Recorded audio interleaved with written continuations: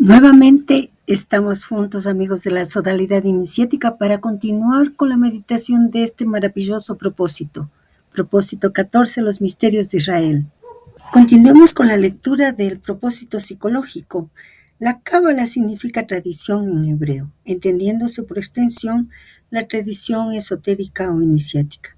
La raíz Ko, Bet, Lamed, en hebreo como en árabe, significa la relación de dos cosas colocadas uno enfrente de la otra. Recibir, aceptar, acoger, recoger, verbo cabal, del cual deriva kabalak, aquello que es recibido o transmitido. En latín no tendremos sino tradition. La raíz kof, bet, lamek expresa la idea de preceder, kadam, kedem en hebreo, kidam en árabe. Es el origen de la antigüedad. En el uso corriente, kadim en árabe o kadmon en hebreo significa anciano. El insanul kadim igual hombre, el hombre primordial. El insanul kamil igual el hombre perfecto o total en árabe es el Adam Kadmon hebraico. Este fragmento, como todo lo que pasa en este propósito psicológico, es profundamente simbólico y revela capas esenciales de la tradición esotérica hebrea e islámica también. Vamos a descifrarlo paso a paso conectando sus claves lingüísticas, filosóficas y espirituales.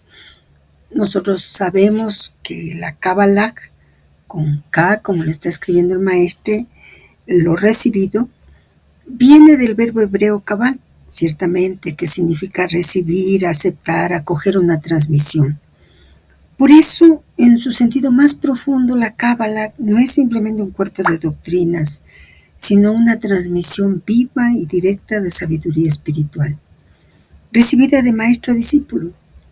Esta noción se acerca a la idea del Ishruti, de la tradición védica que vimos en el propósito 13, lo oído directamente del origen divino. En latín su equivalencia es tradition, lo entregado, y que es raíz de tradición. Esto indica que lo esotérico es lo transmitido desde el origen, y ese origen con mayúscula, no lo inventado por el intelecto humano. Profundicemos un poquito más. El maestro nos habla de dos raíces. La primera, la raíz Kof, Bet, Lamet, el rostro frente al rostro. Esta raíz también implica una relación de cara a cara, algo que se transmite de una presencia viva a otra presencia viva, como Moisés que habla con Dios cara a cara. En el plano simbólico significa también la relación entre dos polos, el alma y Dios, el cielo y la tierra, el Adán y la Shekinah, el discípulo y el maestro. Ahora la otra raíz, la raíz Ko Dalet Men, lo primordial, lo anterior, el oriente. Esta raíz nos adentra a una dimensión más metafísica. Kedem en hebreo y Kidam en árabe. Kedem en hebreo y Kidam en árabe significa lo anterior en el tiempo, la antigüedad eterna, incluso lo que precede al tiempo mismo. También se relaciona con el oriente, Kedem, el lugar donde nace la luz. Esto nos lleva al concepto del hombre primordial llamado Adam Kadmon en la Cábala, el arquetipo divino del ser humano, la imagen de Dios antes de la caída en la materia. Al-Insan, Al-Kadim o Al-Kamil en el sufismo, el hombre antiguo o perfecto, es decir, el ser realizado que contiene en sí la totalidad de los nombres divinos. Bueno, ¿de qué debemos darnos cuenta con todo lo que nos ha transmitido el maestro? Ese párrafo tan pequeño pero tan importante. Por un lado, Cábala no es solo una doctrina, sino una cadena de transmisión viva que viene de un tiempo primordial. Esa transmisión tiene su origen en el hombre celeste, el Adán arquetípico, que es el espejo de Dios. Lo que se transmite no es solo conocimiento, sino una forma de ser, un estado del alma. Luego, el alma humana, para recibir plenamente esta tradición, debe colocarse frente a la fuente, como el discípulo ante el maestro o ante el maestro. como Eva ante Adán, como la Shekinah frente al Kadosh, al santo bendito es Él o el santo bendito sea. Y la meta que nos están planteando es volver al Kedem, es decir, al Adam Kadmon. Restaurar en nosotros el estado anterior a la caída. Y esto es precisamente la redención, la Geula, que veremos con más detenimiento más adelante. Volvamos entonces a la lectura del propósito. El principio fundamental de la Cábala es una nomocracia, régimen de la ley pura. Y es el régimen que aceptará Israel que está inscrito nítidamente en el Zohar. Todo aquello que está sobre la tierra está también en el cielo, y no hay ninguna cosa por exigua que sea en el mundo que no dependa de su semejante en el cielo. El mundo inferior es la imagen del mundo superior, el Zohar agrega, y por tanto todo es uno. Esa solidaridad es tal que cada acto aquí abajo provoca un acto semejante arriba. Párrafo corto, pero este párrafo encierra varias claves muy profundas de la visión cabalística y parece que vale la pena que lo desmenucemos para ver su alcance. La nomocracia o régimen de la ley pura.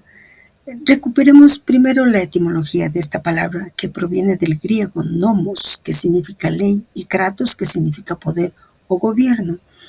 Por lo tanto, etimológicamente democracia se traduce como gobierno de la ley. Y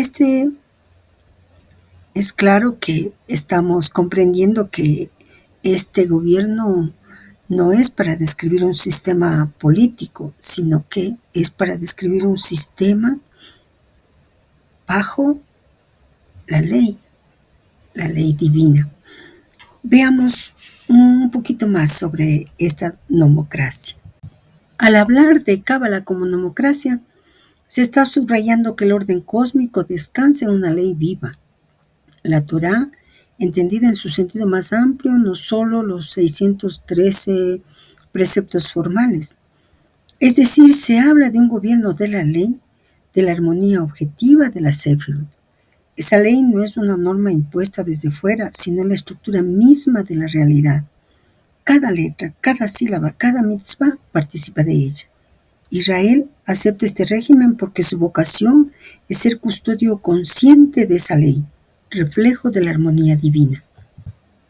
La frase que escribe el maestre, todo aquello que está sobre la tierra está también en el cielo. Esta máxima, repetida en varias tradiciones, Hermes, el Kibalión, la alquimia, en la Cábala se lee literaria y místicamente. El mundo inferior, Asiaj, es imagen y reflejo del mundo superior, Atzilut. No se trata de un mero espejo estático, sino de una relación viva. Lo que haces aquí crea una reacción en cadena hasta la corona del árbol de la vida. Todo es uno. Cada acto aquí abajo provoca un acto semejante arriba. Al afirmar todo es uno, el Zohar pone en guardia contra la idea de lo fragmentario. La separación es ilusoria. La Torá refleja el tejido que lo une lo bajo y lo alto. La solidaridad cósmica que menciona el Zohar no es una metáfora, es un principio ontológico. Vamos a hacer una analogía clarificadora. Cuando nosotros observamos un árbol, vemos un microcosmos, sus raíces en Malkut, su savia en Yesod, su copa en Tiferet, y así hasta que de donde recibe su vida. Una aclaración necesaria sobre todo para este ser humano que no es filósofo. ¿Qué significa aquello de principio ontológico? Que lo vamos a escuchar a lo largo del propósito. ¿A qué se refiere?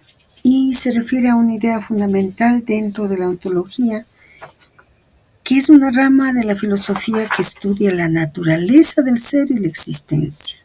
Eso es fundamental, o sea, va más allá de lo psicológico y mucho más allá de lo físico, por supuesto. Volvamos al propósito. Es preciso, pues, acordarse bien de esto.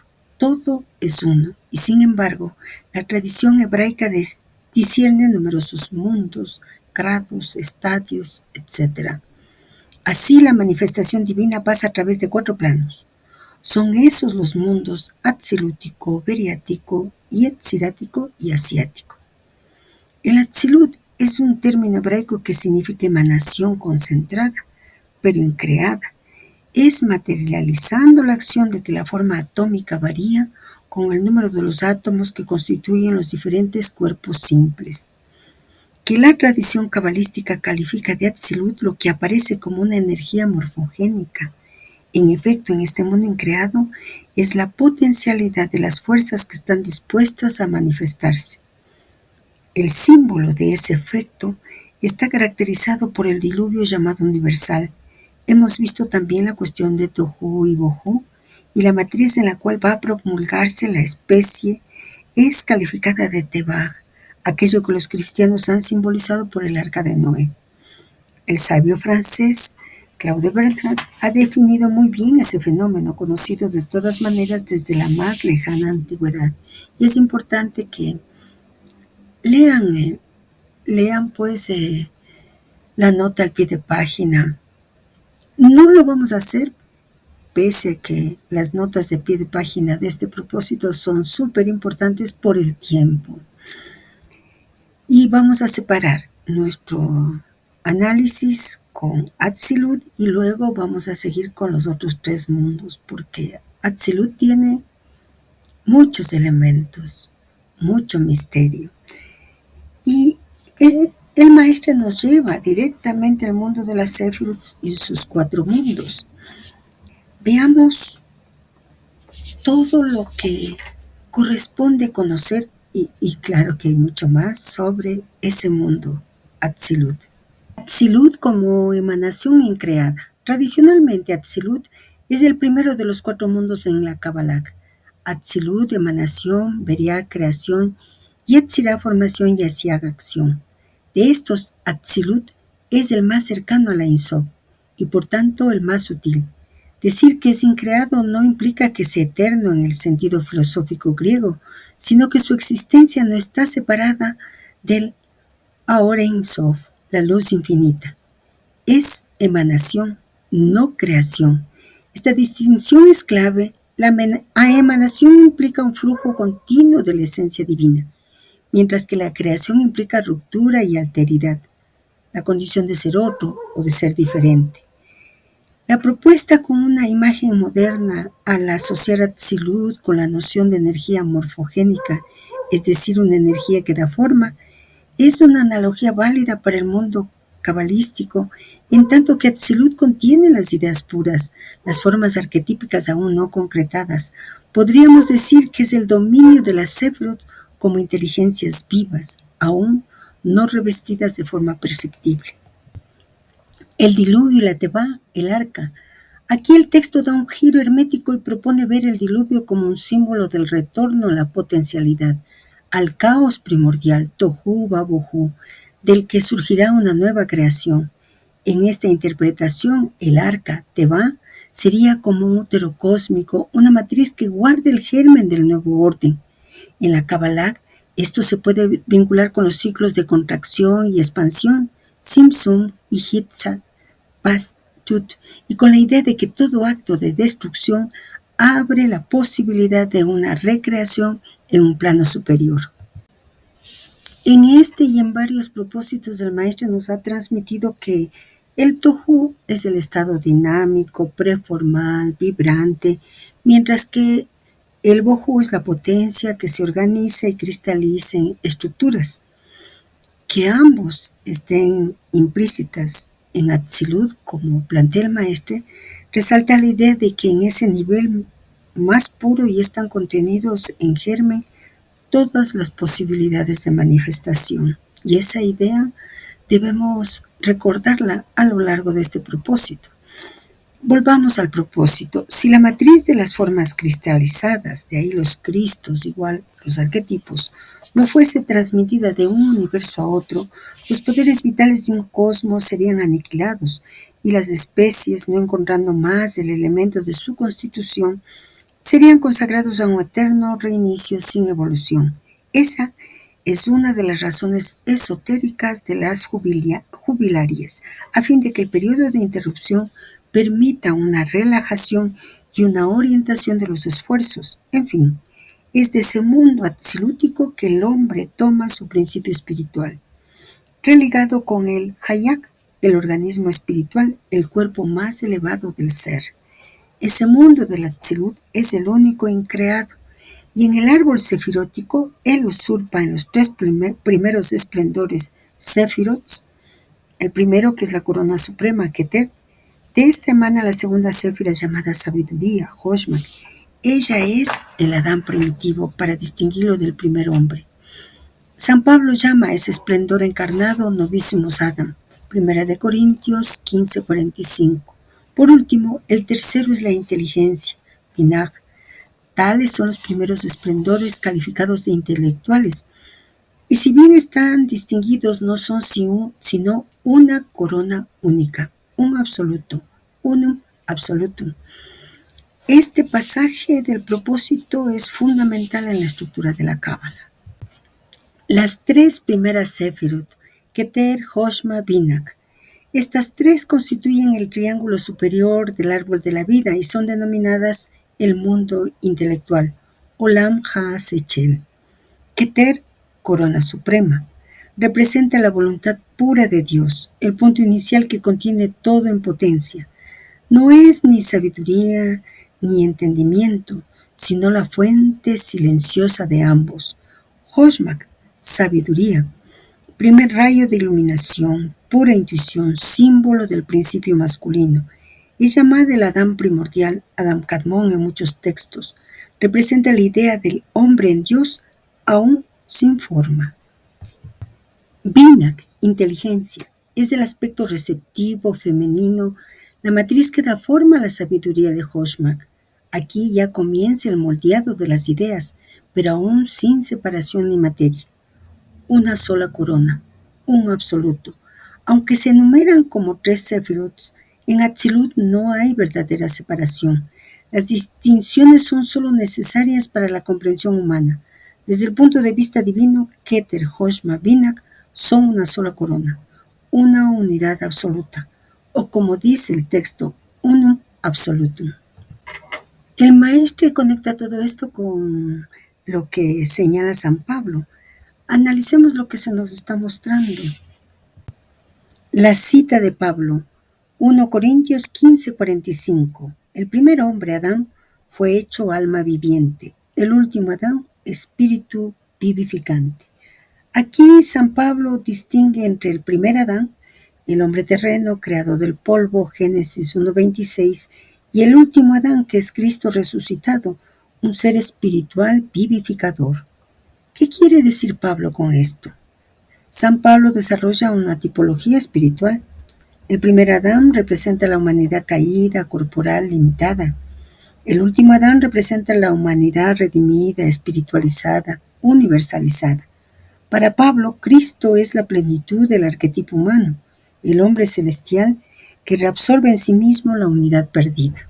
Recordemos que el pensamiento de Pablo, el maestro, lo analiza en relación con el Adam Kadmon. Preguntémonos cómo lo relaciona la Cábala para nosotros poder comprender mejor desde la Cábala esa cita de Pablo. El Adam Kadmon para la Cábala no es un ser humano histórico, se nos ha dicho, sino un arquetipo divino, la primera manifestación de la luz infinita del Or Ein Sof. Es la estructura espiritual del universo antes de cualquier separación. El maestro ve en la figura del último Adán, Paulino, una expresión cristiana del Adam Kadmon. Ambos serían manifestaciones del hombre universal o arquetípico, el hombre tal como es en la mente divina, no como el hombre caído en la materia. Nosotros podríamos decir que la cita de Pablo no es cabalística, pero expresa un símbolo análogo, la restauración de la unidad primordial. En Cábala, Adam Kadmon es Hoshman, sabiduría, que emana de Keter, voluntad divina, y está más allá del tiempo y del espacio. El maestro conecta esta visión con la idea de Cristo como el hombre celestial, es decir, la imagen pura del hombre en el corazón de Dios, realizada plenamente en la encarnación según la teología cristiana. Bueno, parece ser que nosotros deberíamos tener, aunque sea una idea sobre un tema central de la Cábala, el Adán Kadmon. El Adán Kadmon, el hombre primordial que representa la primera manifestación divina estructurada después de la Ein Sof, es un arquetipo cósmico, no un ser humano literal, sino la proyección perfecta de la divinidad contenida en forma y medida, como un patrón de todo lo que será creado. Desde la perspectiva del Luria y el Zohar, Adán Kadmon es el canal a través del cual las luces divinas comienzan a estructurarse en los mundos inferiores, Atzilut, Beriat, Yetzirat, Asiag. En él están latentes todas las Sefirot, todas las almas, todo el orden del cosmos. Es como un espejo de la unidad que permite que la multiplicidad se despliegue sin dejar de referirse a su fuente. Parece ser necesario el que nosotros veamos cómo relaciona la Cábala este esquema con el descenso de los mundos Atzilut, Beriat, Yetzirah, Asiag y la figura del Adán Kadmon con los Séfiros. Veamos cómo funciona. La idea es que el mundo no comienza en la materia, sino en la luz intelectual, en un arquetipo del arquetipo, y que la creación visible no es más que la última capa de esta realidad invisible. Cada mundo refleja una etapa del descenso de la luz divina desde lo infinito, Ein Sof, hacia la creación y la materia. En cada mundo, los Sefirot se expresan de forma más diferenciada y concreta. En el Atzilut, el mundo de la emanación, la relación con el Adán Kadmon es que es su cabeza o interior del Adán Kadmon, Keter, Joshma, Binah. Sefirot como emanaciones puras. En Beriat, creación, el trono, los brazos, Gesed, Gebura, tronco, corazón, Tiferet. Sefirot como arquetipos de creación. En Yetzirah, formación, extremidades, piernas, Netzat, Hod, órgano generador o vientre inferior, Yesod, Sefirot como formadores más diferenciados. Y en Asiag, acción, el mundo material, pies, Malkut, Sefirot como energías activas en la materia. Detengámonos un poquito con Yesod, pues cumple un papel fundamental como canal o conducto de todas las Sefirot superiores hacia Malkut, el mundo de la manifestación. Yesod significa fundamento, recibe las energías de todas las Sefirot superiores y las canaliza hacia Malkut, el mundo físico. En el cuerpo de Adán Kadmon puede asociarse al órgano generador o al vientre inferior como punto de condensación energética. En términos simbólicos, Yesod es el puente entre lo invisible y lo visible, como el Sutratma o como el hilo de la Shekinah que desciende al mundo. Vamos a la lectura del propósito. El Beriat es el mundo de la creación. En ese plano es el dominio celeste, repleto de la luz santa de Dios. Todo es Dios y Dios es todo. De ese mundo beriático el hombre extrae su principio religioso, el cual está en contacto con el Neshama, organismo intelectual o lógico.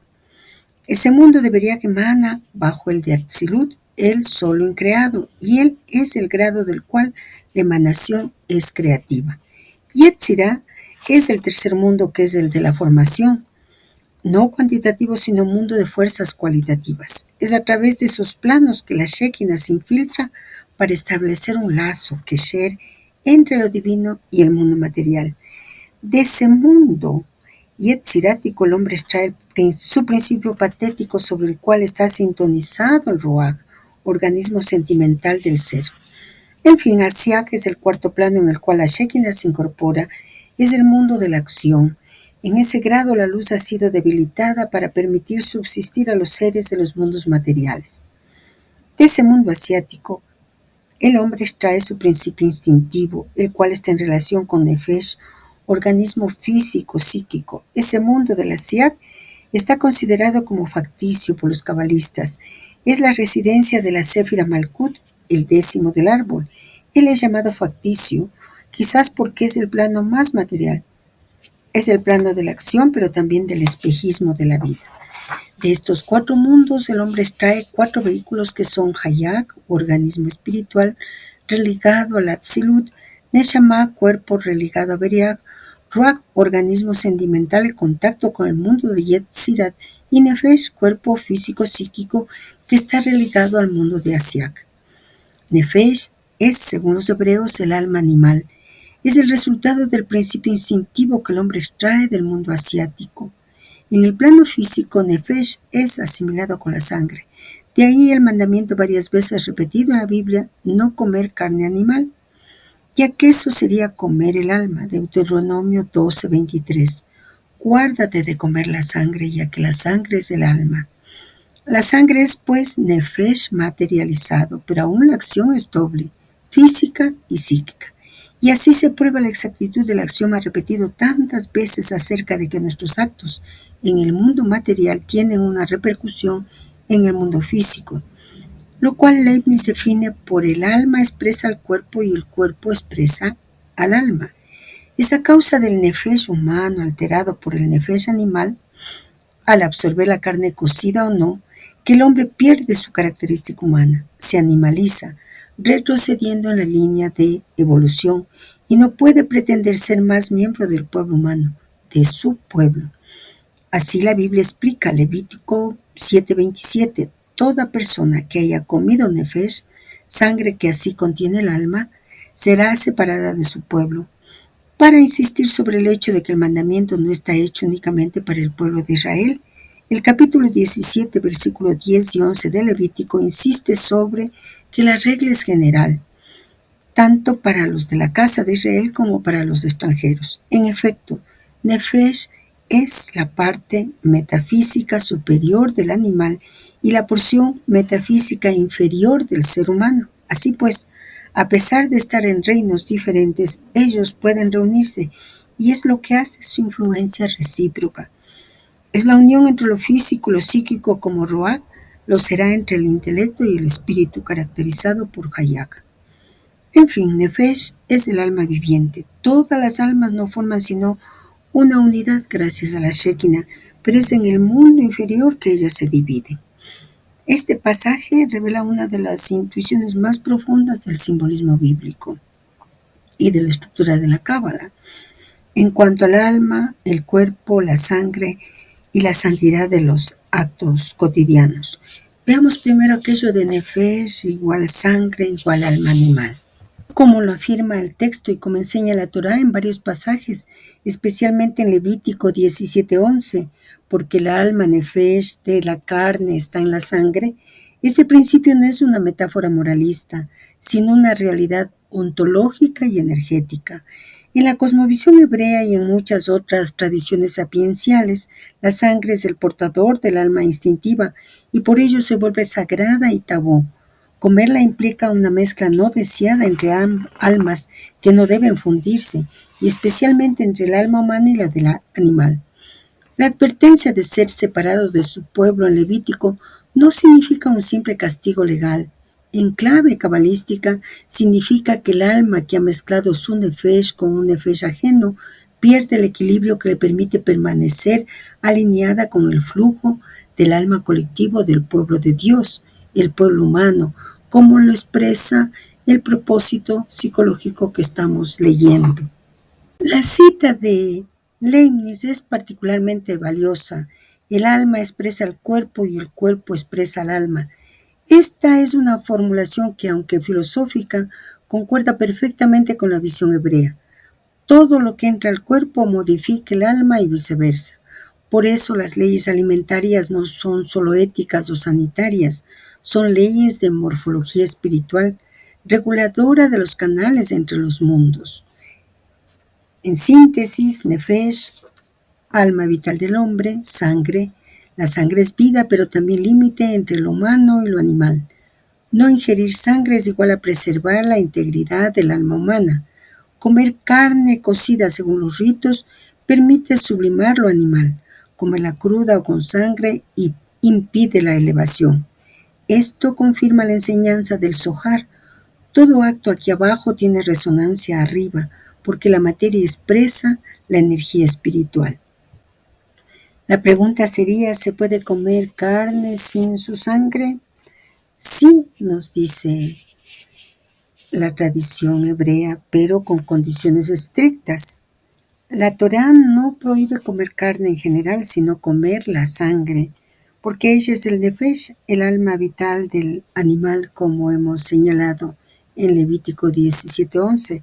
Por eso establece que la carne debe ser sacrificada ritualmente por alguien entrenado, desangrada completamente. Se corta la garganta, dicen, de modo que el animal muera rápido y su sangre fluya totalmente. Y luego salada para extraer los restos de sangre del interior. En la halajá judía esta forma parte de lo que se hace a la carne y le llaman kosher. La pregunta que debemos hacernos es, ¿debemos ser vegetarianos? En el Génesis, el régimen original dado a la humanidad fue vegetariano. He aquí que os doy toda planta y todo árbol con fruto, Génesis 1:29.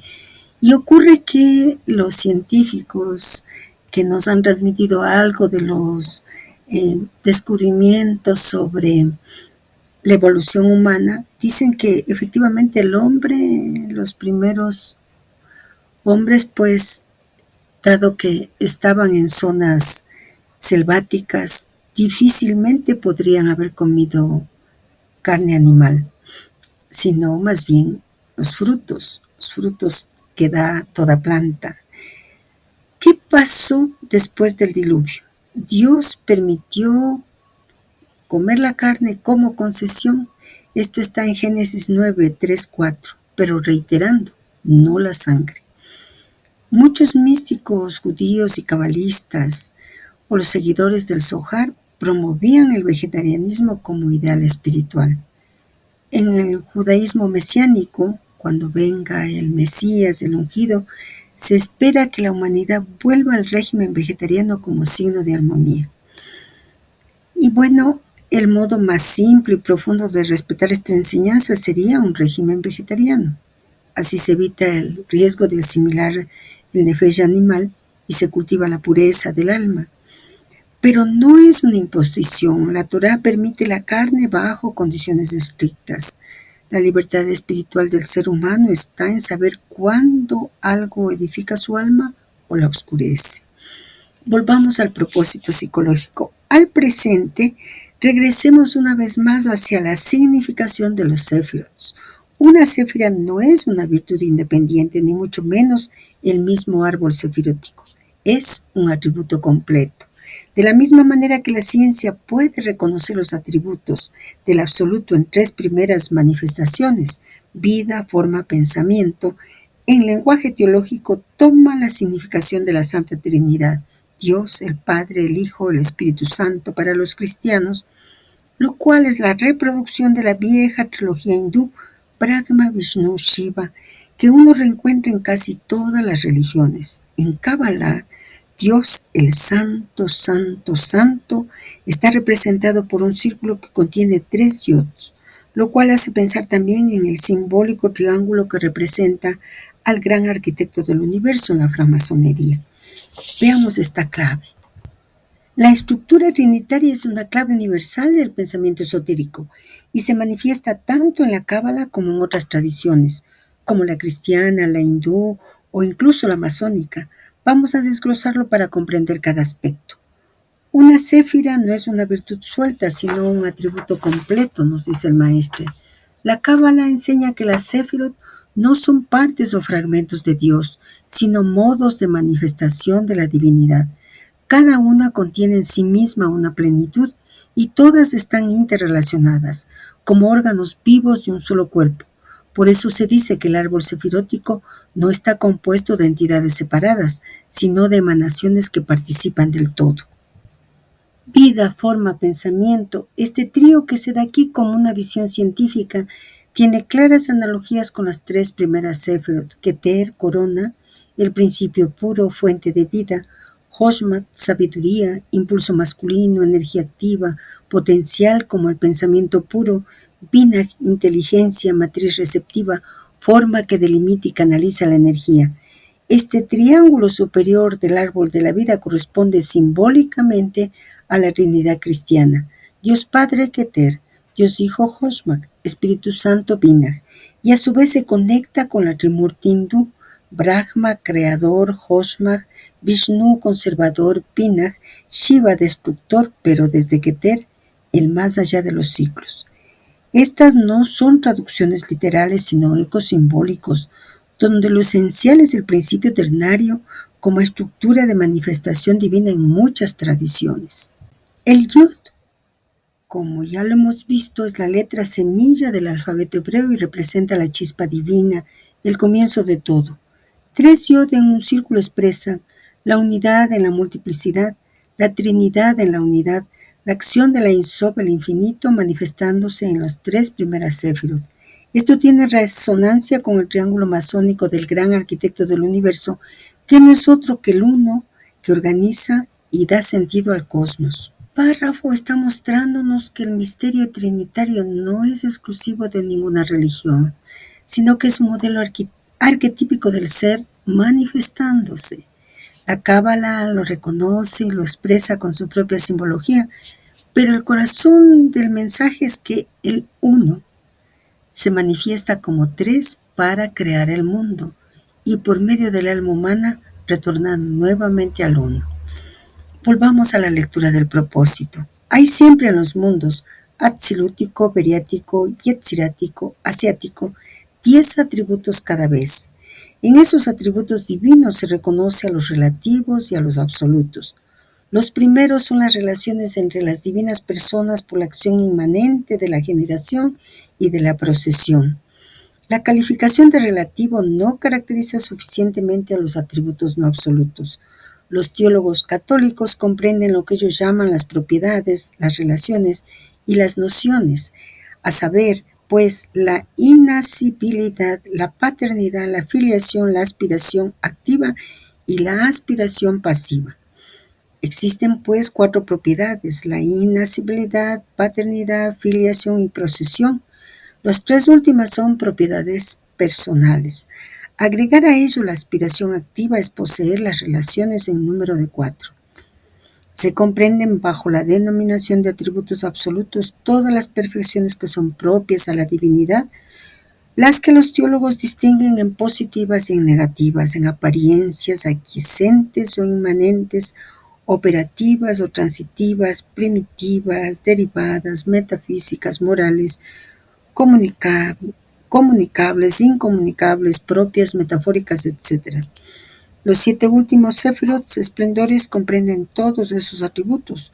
Uno reencuentra todo, uno reconoce también muy claramente en los 3 esplendores supremos los atributos relativos, o mejor aún, las 5 nociones.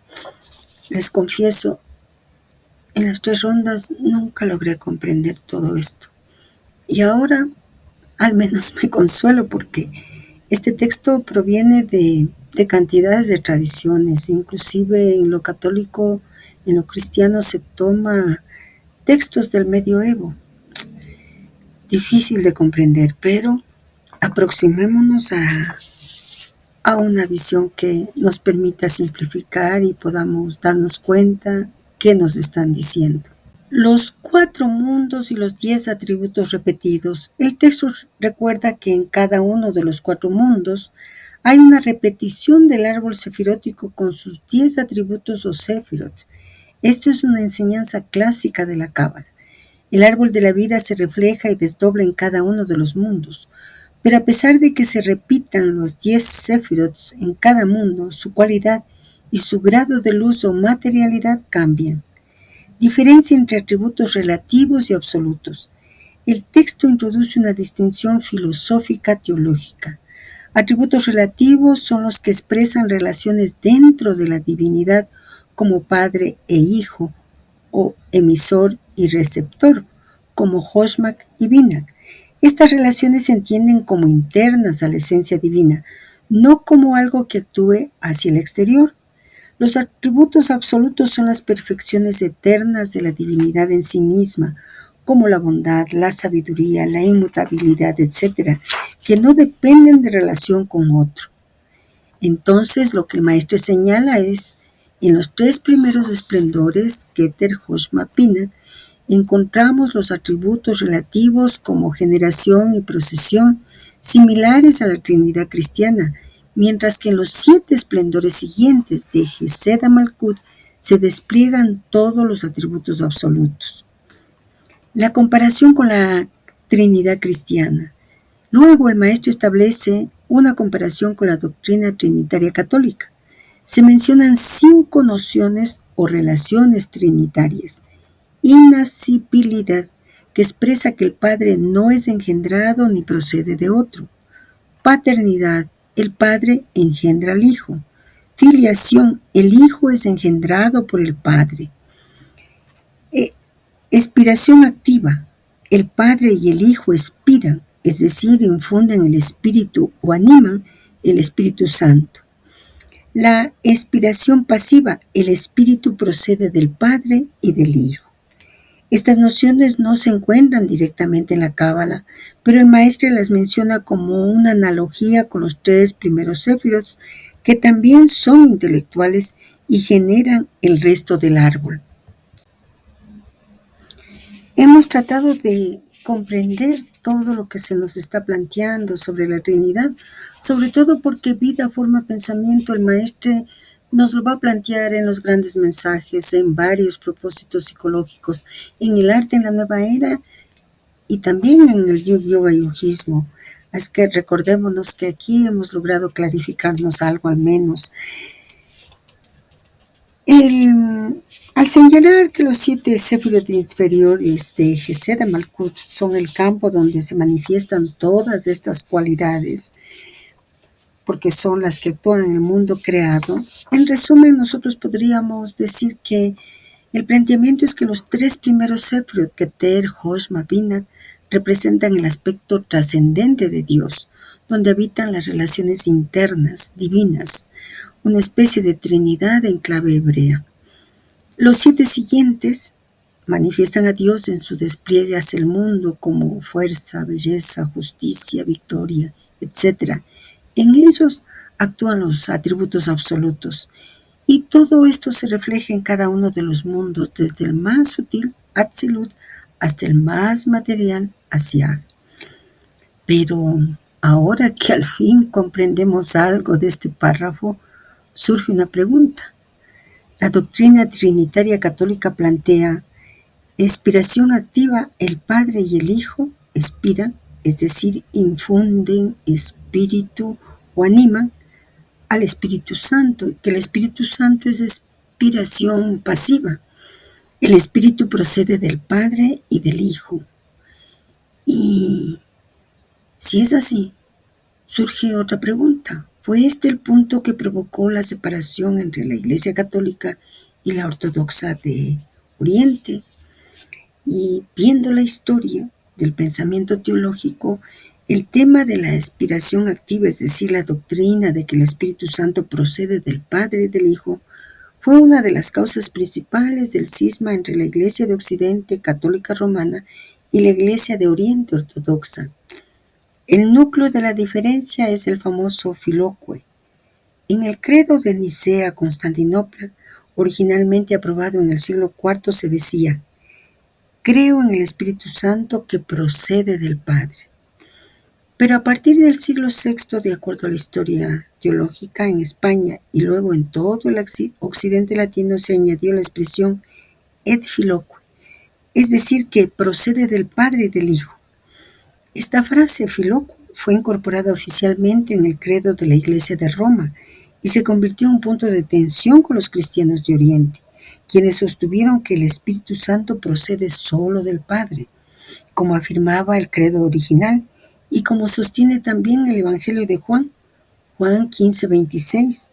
Pero cuando venga el Consolador, a quien yo os enviaré del Padre, el Espíritu de verdad, el cual procede del Padre, Él dará testimonio acerca de mí. ¿Qué implica esto teológicamente? En la Iglesia de Oriente hay un énfasis en el monarquismo del Padre. El Padre es el origen único dentro de la Trinidad. Así el Espíritu procede del Padre por medio del Hijo, pero no del Hijo como origen. En la Iglesia de Occidente, especialmente influida por San Agustín, se desarrolla la idea de la expiración conjunta, del Espíritu desde el Padre y el Hijo como una única fuente de amor mutuo. Este desacuerdo, junto con diferencias culturales, litúrgicas y políticas, desembocó en el gran cisma de 1054 que formalizó la separación entre Oriente y Occidente. Así, la Iglesia de Roma enseña que el Espíritu Santo procede del Padre y del Hijo, Filioque en latín. Sin embargo, en el árbol de la vida, Vina, Espíritu Santo, no procede directamente de Hoshmak, Hijo, sino que recibe la influencia o fecundación desde Hoshman, mientras que la emanación directa viene desde Keter, Padre. Si nosotros estudiamos el árbol y vemos las 22 vías, lo que podemos observar es que desde Keter va una vía a Hoshmak y otra a Binak, y hay otra entre Hoshmak y Binak. Por tanto, la concepción trinitaria entre la Iglesia de Roma y la Cábala es diferente. En las 3 sendas superiores del árbol de la vida, en el árbol de la vida cabalístico, la tríada superior, Keter, Hoshma y Binak, está conectada por 3 senderos. Estas 3 sendas representan de Keter a Hoshmak la emanación directa de la sabiduría desde la voluntad suprema, de Keter a Binak la emanación directa de la inteligencia desde la misma fuente, de Hoshmak a Binak la interacción entre sabiduría y entendimiento, lo que en términos simbólicos es el aliento que forma el mundo. El verbo fecunda la matriz. De esto que hemos podido revisar y conocer, podríamos decir entonces que la Cábala sugiere que el espíritu, Binak, emana directamente del uno, Keter, y es fecundado por la sabiduría, Hoshmak, pero no procede de 2 fuentes como lo afirma la teología del Filioque. Esto reafirma la visión oriental ortodoxa y también la de muchas escuelas esotéricas que subrayan la unidad incognoscible del principio supremo, de la Ein-Sof, como fuente única. El maestro a continuación aclara esta relación. Volvamos al propósito. Los Sefirot, emanación cabalística calificada a veces como esplendores, son 10. Bajo los 3 primeros llamados supremos, Keter, Hoshma, Binak, que son un poco como la trilogía de la tradición judía, vienen los otros 7 atributos, como 7 fuerzas secundarias que equivaldrían a los 7 planetas de la astrología antigua. Cada uno de estos céfiros emanan de todo aquello que precede. Naturalmente, todas esas emanaciones céfirots son inseparables de la divinidad y constituyen la unidad perfecta. Una función del nombre divino es, por otra parte, atribuida a cada uno de los séfirots. A la primera, yo soy aquel que es. A la segunda, el abreviado del nombre Jehová. A la tercera, extracto de Elohim. A la cuarta, Dios. A la quinta, extensión divina. A la sexta, Jehová. A la séptima, Jehová de los poderes. A la octava, Dios de los poderosos. A la novena, Dios viviente. Y a la 10ª, Adonai. Todos esos atributos son inherentes a Dios. Los séfiros son un todo indivisible y del dominio metafísico, pero uno representa a menudo esas funciones por un gráfico conocido bajo el nombre de árbol cabalístico o un árbol sefirótico o árbol de la vida. Cada séfira tiene ella misma sus 10 séfirots, lo cual hace un número imponente de árboles cabalísticos denominados el vergel. Y de ahí porque los ocultistas dicen que aquel que quiere escuchar esos sublimes misterios debe instruirse en el vergel. Pero uno dice también, destruir las plantas de aquel que extrae doctrinas erróneas de ese sistema. Este fragmento es profundamente bello, lleno de significado. Vamos a desglosarlo paso a paso para que podamos sentir su profundidad espiritual y simbólica. Los nombres divinos en los Sefirot. En la Cábala, cada Sefira, plural Sefirot, manifiesta un aspecto del nombre de Dios, y eso permite acceder al infinito Ein-Sof en grados sucesivos sin romper su unidad. El maestro menciona una asociación de nombres divinos con las 10 Sefirot que puede interpretarse así.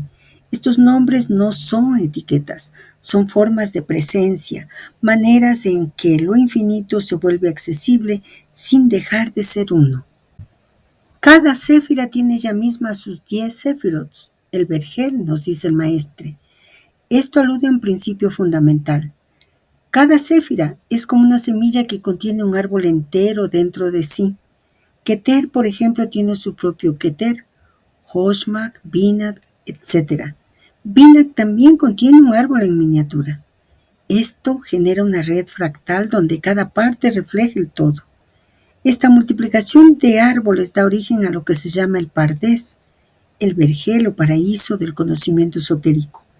El que entra en el Pardés, si lo hace sin preparación y pureza interior, puede destruir las plantas, es decir, sacar conclusiones erróneas, peligrosas o sacrílegas.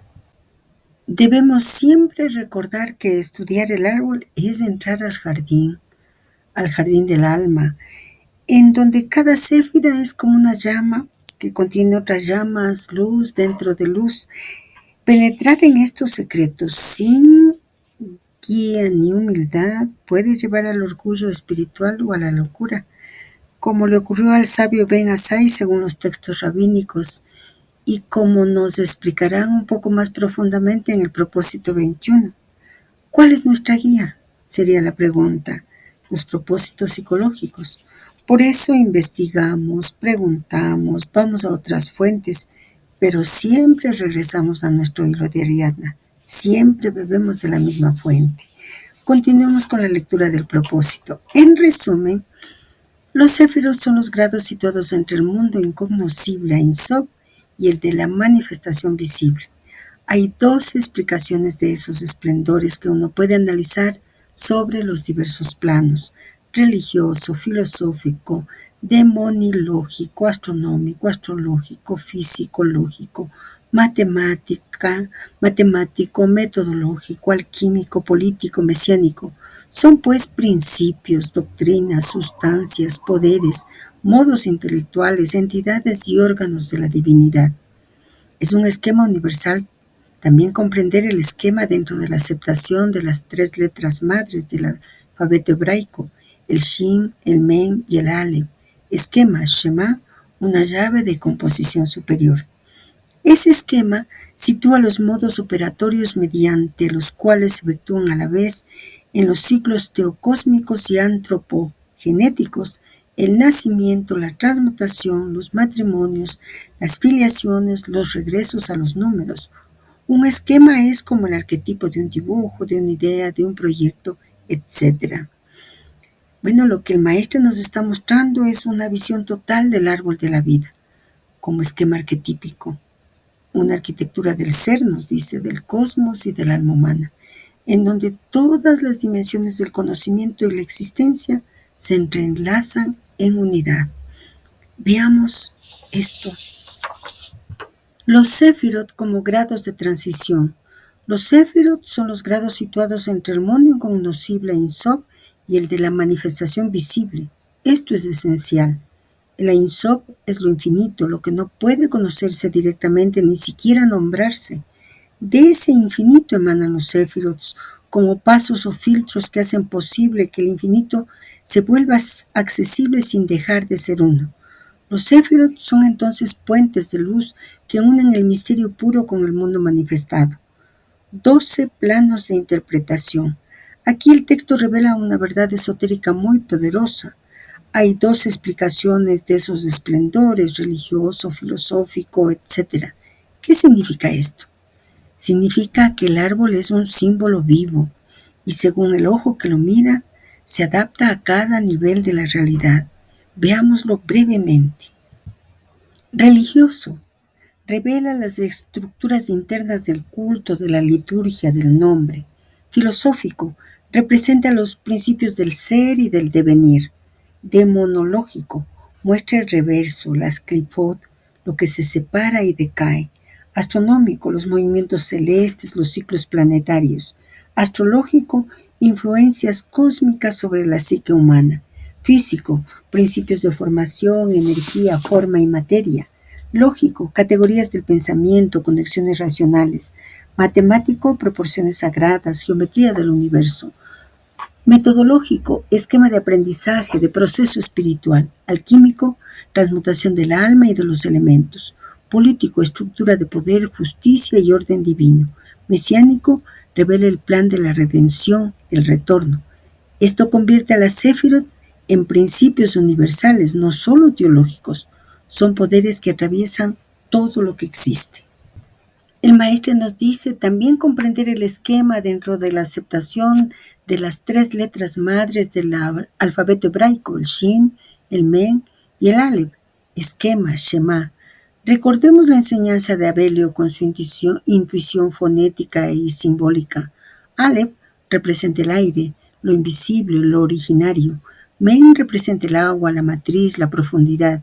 Y Shin representa el fuego, la energía activa, el espíritu. Estas tres letras llamadas por la Cábala Otiot de Mayot, letras madres, sintetizan los elementos primordiales.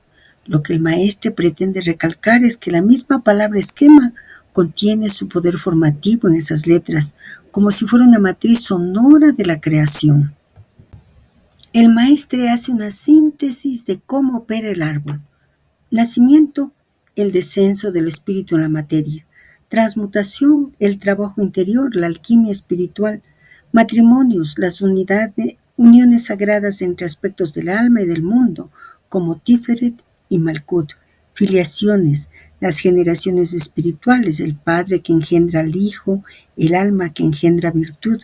Regresos a los números, retorno al origen, a la unidad, a lo puro. Todo esto que nos muestra el maestre, ¿qué refleja? El árbol refleja una geometría del alma, una arquitectura del cosmos viviente, y podemos darnos cuenta de ello con toda la enseñanza. Volvamos al propósito y su lectura. Los Sefirot se presentan como superposiciones en 4 etapas: Atzilútica, emanación; Briática, creación; Yetzirática, formación; y Asiática, acción. Los 3 primeros Sefirot son llamados intelectuales y superiores, y los otros 7 son llamados de conocimiento e inferiores. Los Sefirot son, en cierta forma, la base del estudio de toda la Cábala y al mismo tiempo resumen muchos de los problemas teológicos de las diversas religiones. Su enseñanza, únicamente oral al principio, permanecía pues en la tradición iniciática, en la cual las lecciones eran dadas de maestro a discípulo y de labio a oído. De todas formas, como los gráficos ayudan a menudo a una mejor comprensión, eso fue también el origen de los tarots, que estuvieron originalmente en uso en los colegios iniciáticos de antaño.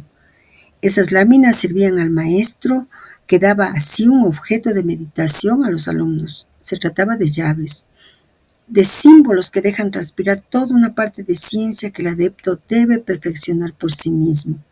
Ese método es un poco el de los Sefirot, igualmente, que una vez representados dan una posibilidad de concentración como los yentras tibetanos.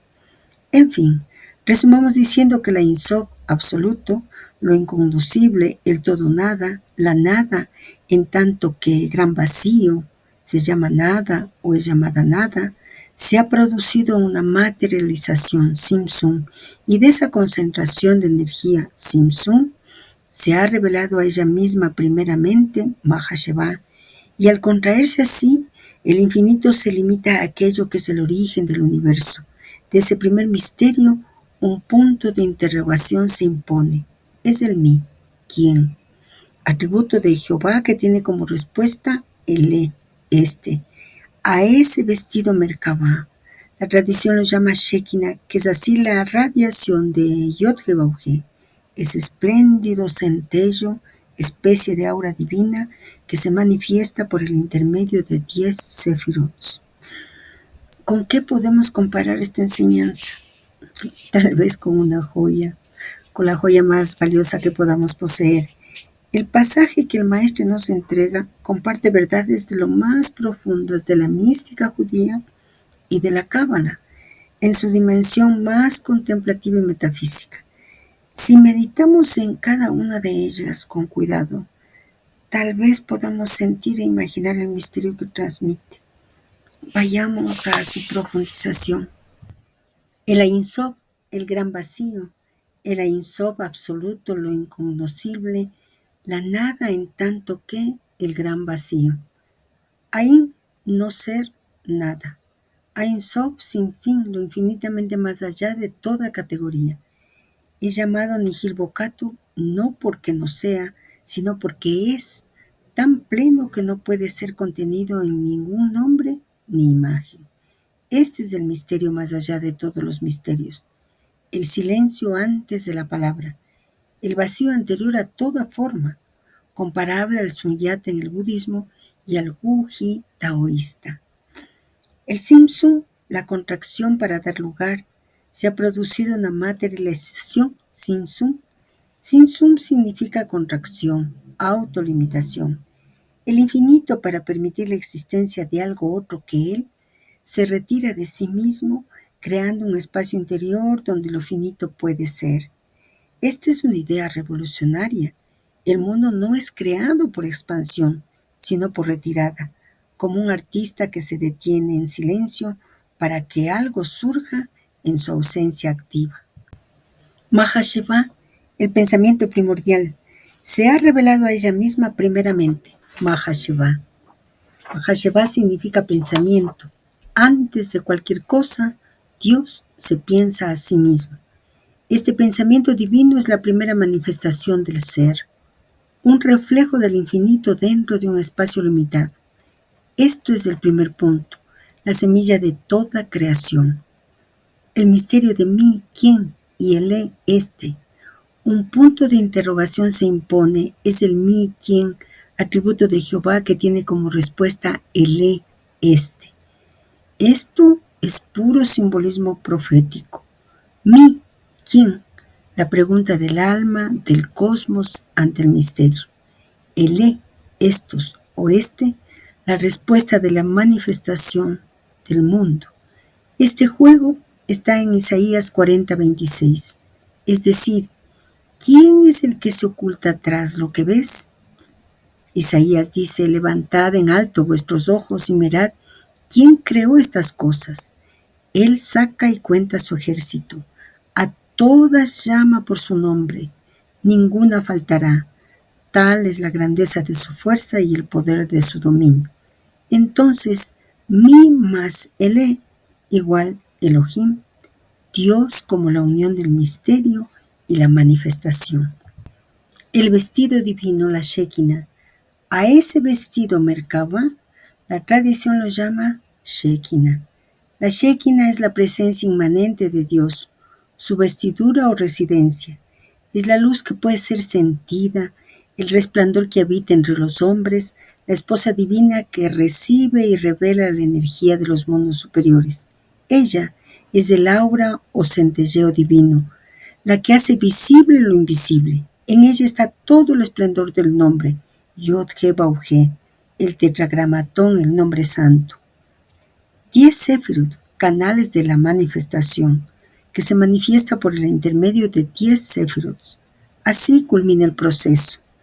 Del infinito al vacío creador sin sum, al primer pensamiento, a la pregunta existencial ¿quién? Y su respuesta, a la luz vestida en la Shekinah, a los 10 Sefirot, a la creación de mundos y del alma humana.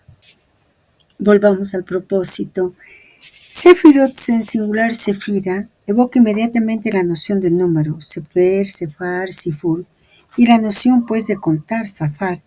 Esa enumeración debe ser entendida en el sentido de luz, emanación divina en esencia, esplendor.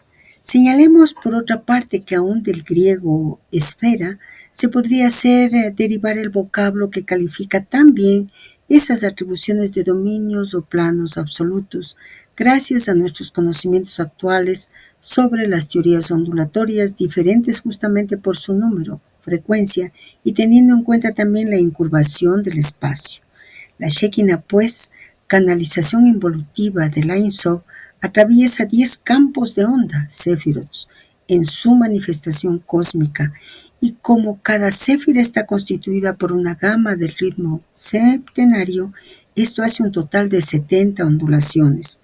Ese medio de manifestación, Netivot, diferenciado por su amplitud y su frecuencia vibratoria, constituye las vías llamadas Sefirot. Es pues posible el conocimiento humano por medio de 7 séfirots, que la conciencia llegará a integrar la esencia divina simbolizada por los 3 séfirots llamados superiores.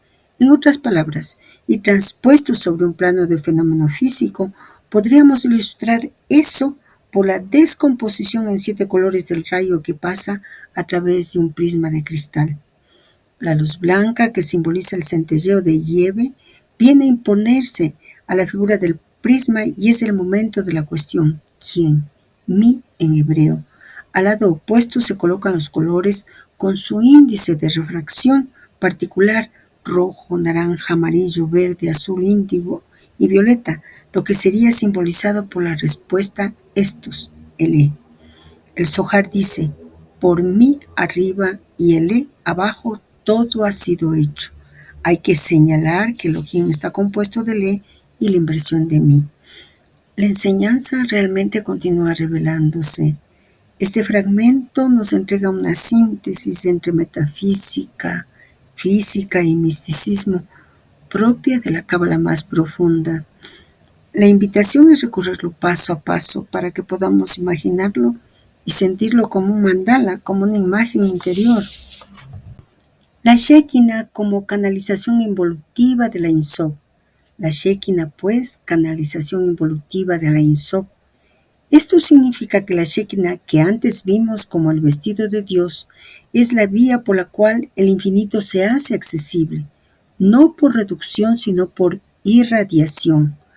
La canalización involutiva quiere decir la luz que desciende, que se pliega, que entra al mundo a través de los 10 velos o niveles, los séfirots. Las 10 esferas como campos de onda. Atraviesa 10 campos de onda, séfirots, en su manifestación cósmica. El maestre hace una comparación llena de poder. Los séfirots son campos de vibración u ondas, a través de los cuales la energía divina se despliega. Esta imagen une la mística con la física cuántica y la acústica. Cada séfira sería como una cuerda vibrando en un modo específico. Cada séfira contiene 7 ritmos, y como cada séfira está constituida por una gama de ritmo septenario, esto hace un total de 70 ondulaciones. Cada séfira vibra en 7 niveles, como los 7 días, los 7 cielos, las 7 notas, lo que genera 70 vibraciones en total. 10 séfirots por 7 aspectos cada una, igual 70 ondas de la manifestación. Es lo que en la tradición hebrea se refleja en los 70 rostros de la Torá o las 70 naciones del mundo. Los netivot, vías, modulación de la conciencia. Ese medio de manifestación constituye las vías llamadas séfirots. Los netivot son los senderos del árbol, los 22 caminos que unen los 10 séfirots, pero aquí el maestro los vincula con las variaciones vibratorias de la luz divina. Cada camino tiene su frecuencia espiritual, su forma de conducir la luz de un nivel a otro. La conciencia puede ascender por las 7 inferiores. Por medio de 7 séfirots, la conciencia llegará a integrar la esencia divina simbolizada por los 3 séfirots llamados superiores. Esta es una enseñanza clave para la meditación y la mística práctica. Los 7 inferiores son el campo del alma humana, el espacio de la experiencia, desde Gesed hasta Malkut. Los 3 superiores ya sabemos que Ter, Joshma y Binak son el dominio de la sabiduría pura, la visión directa, la corona. La conciencia asciende vibratoriamente de la acción y el sentimiento, Malkut, Yesod, Netzat, Hod, Tiferet, Gesed, Gebura, al intelecto iluminado Binak, hasta el contacto con la voluntad divina Keter. Sefirot como prisma, descomposición de la luz. Podríamos ilustrar eso por la descomposición en 7 colores del rayo que pasa a través de un prisma de cristal. El maestro nos entrega la imagen más bella. La luz blanca de Yod-He-Bauj entra en la creación como un rayo que atraviesa el prisma del árbol de la vida y se descompone en 7 colores: rojo, naranja, amarillo, verde, azul, índigo, violeta. ¿Qué nos dice con todo esto? La Shekinah es el prisma, la luz blanca el nombre santo, la unidad, los colores, los modos finitos de percepción y de experiencia. ¿Quién y estos igual Elohim? La luz blanca que centellea simboliza el centelleo de Yod-Heh-Vav-Heh. ¿Quién, mi? Respuesta, estos, Eleh. Este juego cabalístico es una joya realmente, ya lo vimos antes. Cada uno de esos elementos lo hemos visto antes, pero ahora se vincula con el acto de percibir. Al pasar la luz divina por el prisma, el alma se pregunta, ¿quién eres tú? ¿Qué eres todo? Y la respuesta aparece en los fragmentos del color. Estos, los mundos, las formas, la Sefirot. Así lo uno y lo múltiple no son opuestos, sino reflejos uno del otro. Elohim igual mi más Eleh. Continuemos con la lectura del propósito. Es ese comienzo del mundo el que es recordado a los judíos todos los años durante el Rosh Hashanah. Ese jefe del año, inicio del año judío, está simbolizado grandemente por el carnero, Rosh, el carnero, jefe de fila dirigiendo el rebaño. Y es innecesario insistir en que el año astronómico comienza justamente cuando el sol en su movimiento aparente entra al signo del carnero, la primera porción zodiacal sobre la eclíptica. Esa ceremonia, que es celebrada a cada renovación del año religioso, contiene numerosos hechos esotéricos. En esa ocasión, el oficiante invoca el shofar, trompeta hecha de un cuerno de carnero, para extraer los tres sonidos, tequía, teruá, shevarim, que es la llamada a la vida de todas las cosas extraídas de la Im. Los tres sonidos son correspondientes también al trigrama divino Yod-Heh-Vav, que simboliza una vez más las diversas trilogías. Los tres repiques son las tres letras, Kof, Shin, Resh, que se expresan por la palabra Kesher, ligar, que es el anagrama de Sheker, ilusión, a fin de recordar la mentira de los fenómenos materialistas, un poco como el espejismo, la ilusión, el maya de los hindúes. Para anunciar el año santo, los antiguos se servían siempre a guisa de trompeta de un cuerno de carnero, en hebreo Yobel, del cual ha nacido el término jubileo, palabra hebrea que es sinónimo también, por extensión, de regreso del manifestado al no manifestado. Es la reabsorción de la multiplicidad. El año jubilario simboliza así el regreso de todas las cosas al primer principio. Es el reinicio sin retrogradación, sin embargo, ya que la humanidad evoluciona siguiendo la curva espiriforme. Este fragmento nos introduce nuevamente al misterio del Rosh Hashanah, no solo como el inicio del año, sino como un recuerdo del principio primordial, del instante en que la luz se manifestó por primera vez. Podemos profundizar sobre este aspecto. En hebreo, Rosh significa cabeza o comienzo. Rosh Hashanah es literalmente la cabeza del año, así como Keter es la cabeza del árbol. El carnero Aries, primer signo zodiacal, señala el instante en que la luz solar renace, marcando el inicio del ciclo del zodiaco y también de la emanación cósmica, el momento en que lo invisible se vuelve visible. Así, el maestro nos muestra que el carnero es el logos primordial que abre el camino, el guía del rebaño que desciende de la Ein Sof hacia la manifestación. El shofar, la trompeta del despertar, el oficiante invoca el shofar, tres sonidos llamados a la vida. El shofar, hecho de cuerno de carnero, es la voz del alma primordial, despertando las formas dormidas. Sus tres sonidos simbolizan tequía, un sonido largo, la unidad. Shevarim, tres sonidos cortos, la ruptura de la vasija, la fragmentación. Teruá, 9 notas agitadas, el clamor del alma. Estos tres sonidos evocan la estructura trina del nombre Yod-Heh-Vav y al mismo tiempo los tres mundos, emanación, creación y formación. Cada repique despierta las almas, las llama al retorno, les recuerda su origen. Kesher y Sheker, los tres repiques, Kesher, ligar, anagrama de Sheker, ilusión. Aquí el maestro nos revela que la palabra Kesher, vínculo, Contiene las letras de sheker, mentira o ilusión. ¿Qué nos sugiere este juego?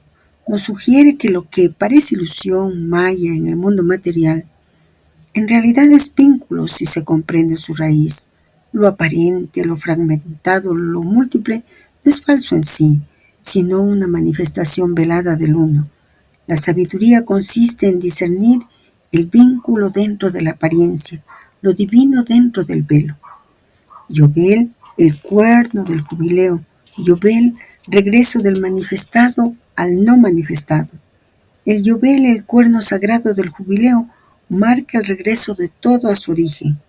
En el año del jubileo se liberan los esclavos, se devuelve la tierra, se cancela la deuda. Es el retorno de todo a su pureza original, pero no como un retroceso, sino como una espiral superior, un reconocimiento evolutivo. Jubileo viene de Yobel y se convierte en una celebración cósmica del reencuentro con el Ein Sof. Espiral evolutivo, tiempo sagrado, sin retrogradación, sin embargo, ya que la humanidad evoluciona siguiendo la curva espiriforme. Esta es una enseñanza profunda. El retorno no es cíclico en forma cerrada como un círculo eterno sin salida. Es una espiral. Volvemos al origen, pero más conscientes, más plenos, más iluminados. El año santo, Rosh Hashanah, jubileo, no repite el pasado, sino que consagra el presente como una nueva etapa de ascensión. Regresemos al propósito psicológico, por lo tanto, con más conciencia, con más gratitud por todo lo que nos enseñan, por todo lo que nos revelan. Dios no abandonó a Adán y Eva caídos en la trampa de la serpiente tentadora. Toma de contacto con el mundo fenomenal en vista de adquirir conocimientos. Una ligadura Kesher los retenía aún al mundo celeste. Esa ligadura es el espíritu, de ahí la palabra espiral, llamada también el hilo de la gracia, Yehida. Ese vehículo divino, Shekinah, existe en todo y por todos, y es a fin de realizar lo que durante las ceremonias del Rosh Hashanah el oficiante de la sinagoga, aún actualmente, vuelve a extraer los tres sonidos del cuerno del carnero simbólico. Así, con esa belleza y profundidad que encierran todos los propósitos psicológicos, toda la obra, esta parte de la meditación se alinea con el corazón mismo de la mística hebrea. El recuerdo del vínculo que jamás se ha roto, aún tras la caída. Adán, Eva y la caída como toma de contacto, caídas en la trampa de la serpiente tentadora. El maestro da una lectura elevada del relato del Génesis, no como una simple desobediencia moral, sino como una lección cósmica y arquetípica, la del alma humana que entra en el mundo fenomenal, ilusorio, dividido, para conocer, nos dice, para discernir y finalmente retornar. La serpiente, nosotros sabemos, es el símbolo ambivalente del conocimiento encarnado, de la sabiduría que prueba en el descenso. Veamos los otros términos, los otros elementos. Kesher, la ligadura sutil, el espíritu, el hilo de la gracia, una ligadura Kesher los retenía aún al mundo celeste. Este es el núcleo esotérico. Aunque el alma se adentra en el tiempo y en la forma, nunca queda completamente separada. Hay un hilo invisible, un lazo eterno que la conecta con el espíritu divino. Este hilo es espíritu, principio de vida universal, indiviso. Es Yehida, el alma más alta, la unidad del alma con el uno, como ya habíamos visto, más allá de la Tzilut. Shekinah, la presencia inmanente de Dios, el vehículo divino que habita en todo.